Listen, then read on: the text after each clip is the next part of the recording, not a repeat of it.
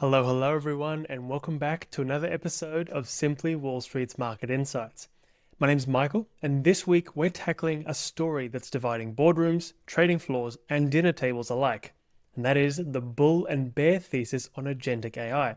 Over the last couple of weeks, we've been talking about how this next leap in AI could reshape companies and whole industries. But here's the twist. It's not just about corporate winners and losers. This is about the whole global economy. Some think it'll spark the biggest wave of creative destruction in history, while others say it's the start of a jobs apocalypse. We're going to walk through both sides of the argument, and at the end, I'll show you how you can position your portfolio to play offense and defense.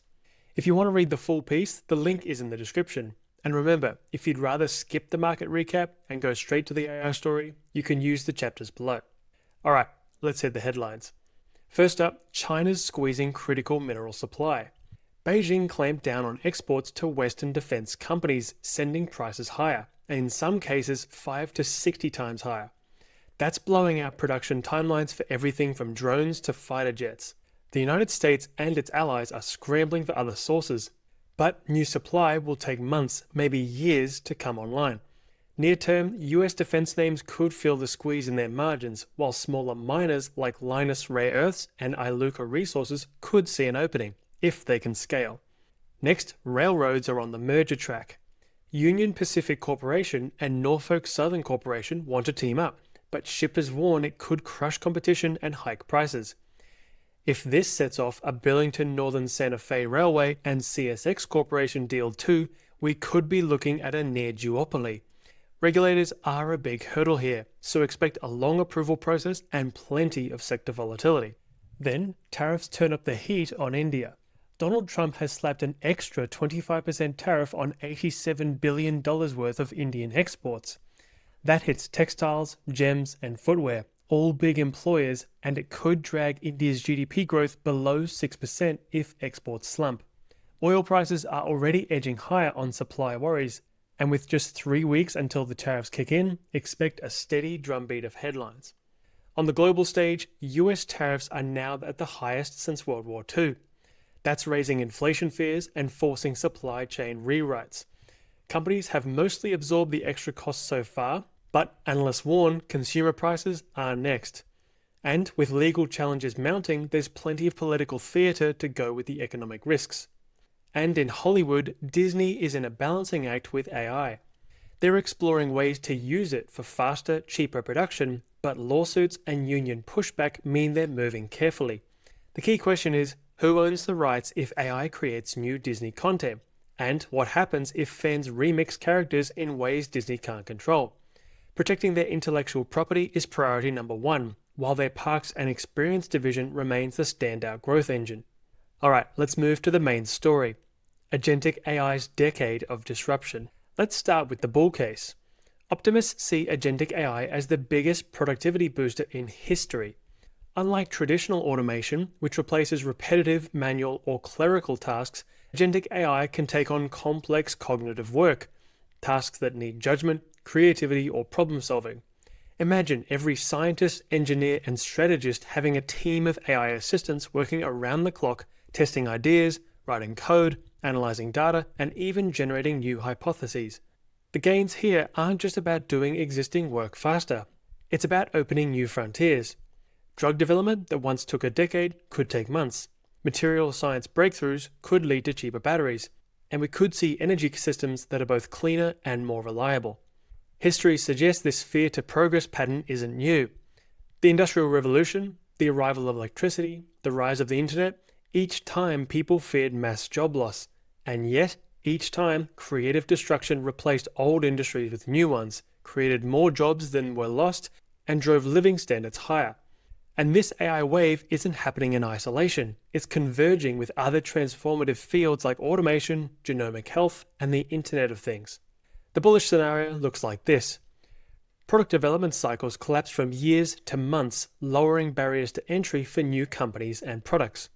Workflow automation frees up human capital for higher value creative work, cutting costs or boosting output, or both.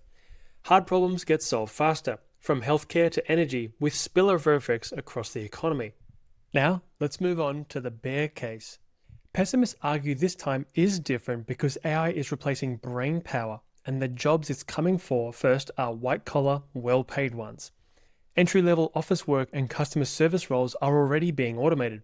AI is also learning to handle jobs that involve analysis, creativity, and problem-solving, the kind of roles that have traditionally been more secure.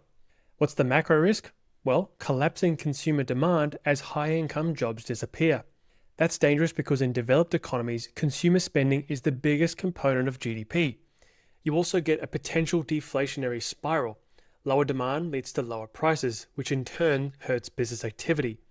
And then there's inequality. If the financial gains of AI concentrate in a handful of tech companies, the wealth gap could widen to the point where it fuels political and social instability.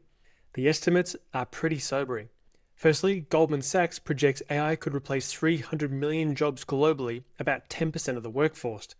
Wall Street expects 200,000 roles in finance could go by 2030. And the World Economic Forum predicts over 7.5 million data entry jobs are gone by 2027, with 41% of employers worldwide intending to shrink their workforce because of AI.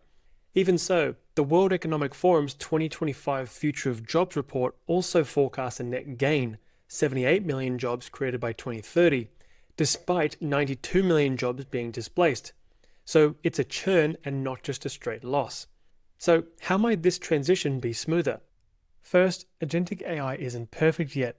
Developers are finding that large language models can actually deteriorate over time as they encounter messier real-world data. That could slow down adoption, giving companies and workers time to adapt. Second, AI doesn't have to be fully autonomous to be useful.